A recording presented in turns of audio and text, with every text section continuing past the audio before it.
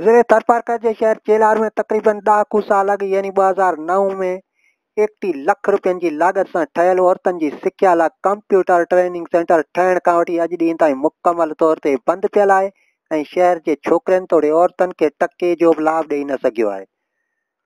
मज़कूरा computer training centre जे क़ाइमु थियण खां पोइ कुझु वक़्तु इन बिल्डिंग में सिलाई सेंटर खोलियो वियो हो, जिते हिकिड़ी मक़ामी मशीन ऑपरेटर छोकिरी शहर जे कुझु छोकिरनि खे सिलाई जो कमु वग़ैरह सेखारींदी हुई, पर चंद महीननि खां पोइ इहो सिलाई सेखारण वारो कमु बि बंदि थी वियो ऐं मशीनूं बि ग़ाइबु थी वियूं, जेके अॼु ॾींहं ताईं ज़ाहिर न थियूं आहिनि।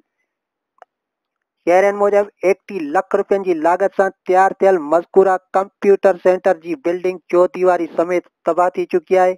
चइनी पासे ॾार पइजी चुका आहिनि। सरकारी तौर ते हिन इमारत जी केर बि सार लहण वारो कोन्हे। सालनि खां ताला लॻा पिया आहिनि।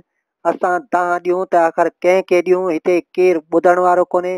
शहरनि डिप्टी कमिश्नर थरपारकर समेत हल्के जे चूंडियल नुमाइंदनि खे अपील कई त मज़कूरा कंप्यूटर सेंटर खे फ़ाल करे शहर जे छोकिरनि लाइ लाभ लाइक़ु बणायो वञे, न त ॿी सूरत में सख़्तु एहतजाज कयो वेंदो।